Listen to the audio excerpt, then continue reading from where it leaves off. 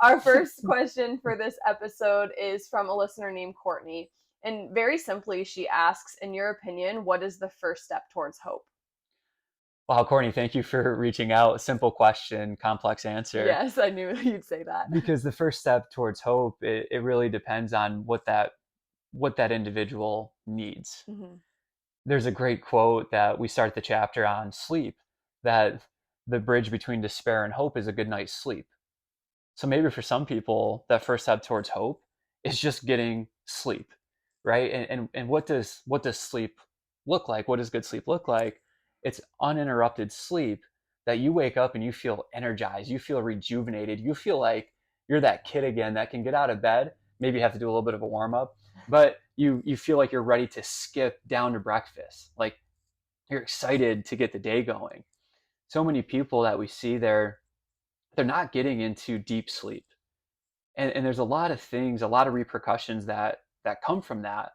One is that you don't get this spike of growth hormone, because we get growth hormone spike kind of two times during the day. One is if you're doing exercise, and the other one is when you're in deep wave sleep. If you're not getting deep wave sleep, you're not getting growth hormone shot through your system, which growth hormone sets the stage for us to recover and for us to heal. Mm. So if someone has a muscle strain, the first question that we're asking them is, what is your sleep? Because if you're not getting enough sleep, you're not getting the growth hormone, you're not getting the chemistry that you need for the healing response to occur. Another thing that happens in sleep is that our body has a lymphatic system that cleans out waste.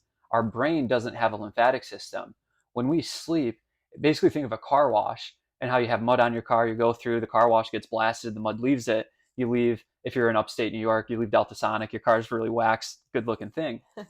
Your brain, the same thing happens, but it's with cerebral spinal fluid, and that happens when we're sleeping. So we start looking at things like plaques forming in the brain or dementia, Alzheimer's, like those types of conditions. And it really goes back to they're not getting that wave happening when they're sleeping. So for some people, that first step towards hope is getting a good night's sleep. Some people, that first step towards hope is becoming grateful. And it can be challenging if you're in a season of suffering to be grateful, but it's finding these little things that go a long way. I know for me, one practice that I like to use is that if I start to get stressed, if I start to get anxious, if I start to feel like, oh, man, I don't have enough, or I'm not doing enough, I'll sleep on the floor. And I'll sleep on the floor for 3 days, 5 days, a week, however long it takes, until my brain goes, wow, you have a great bed. Mm. Like, you can be grateful for that one thing. Like, we don't need all this other stuff. And then when you're on the floor, you start going, wow, you know what? I'm grateful that I have a blanket on me on this floor. I'm thankful that I'm on this floor and there's a carpet on it. I'm thankful that I'm on the floor and there's walls surrounding me. And then when my brain starts to switch, okay, now you get to go back into your comfortable bed. But the minute that you start to take that for granted, I almost like ground myself of you're going back to the floor Hmm. until you're grateful. So for some people, it can be grateful. But I'd like to turn it back to you and see, when in episode one we were talking about some of the struggles that you went through, and how you found hope, and how you competed in your first CrossFit competition, and really got through this thing of complex regional pain syndrome and chronic pain, and people telling you that you're never going to do this again. What was the first step of towards hope for you? Wow. Thanks for asking. Yeah. I think I shared a little bit in the other episode, but my friend who challenged me to write down the things I was grateful for was really, really a huge step. Like, probably one of the biggest steps, if not the first step. And I'm fortunate because when I was in my darkest, deepest hopelessness time of my life, was right at the end of college and then right when I started my missionary years when I was volunteering, and I was surrounded by really great community during that time. And so even though I had, this despair and hopelessness, I think my first step towards hope was that I literally got placed surrounded by community that could basically I painted this image for a friend of mine during that time where I kept saying I'm stuck in the suck. And I really felt like I was stuck in the suck, but I painted this image of me feeling like that, but realizing that they basically had like a chain around me and they were pulling me out Mm-hmm. of it. And then slowly from being pulled, I could, turn around and maybe crawl. And then maybe after I was done crawling, I could walk and maybe stumble, but like walk a little bit. And eventually I'd be running, and there would be, no suck or Mm-hmm. despair or hopelessness or whatever. And so I look back, and I was very fortunate to have people around me, and the people around me were really my first step. Mm-hmm. I know not everyone has that. I don't wanna say not everyone has that, because I think people can have it, but sometimes they don't realize they have it. I think of, a family member of mine, stay-at-home mom, doesn't really have a lot of friends, basically just pays attention to her children and her husband. That can be her community, but often we need people even outside of our immediate circle. And for me, my first step in hope was people outside of my immediate circle and being surrounded by community that didn't really know my whole backstory, never knew my childhood, never went to my hometown, but still were there to support me. Yeah, I think as you're saying this, what I'm thinking of is that I'm really starting to struggle with the term hang in there when someone's struggling. Mm, Because, like, let's take it from a fitness perspective. If you're doing a dead hang, what's the eventual outcome? You're going to fall. Like, you're not going to accomplish, you're going to get off the bar. So when we say this term hang in there, it comes from a good place.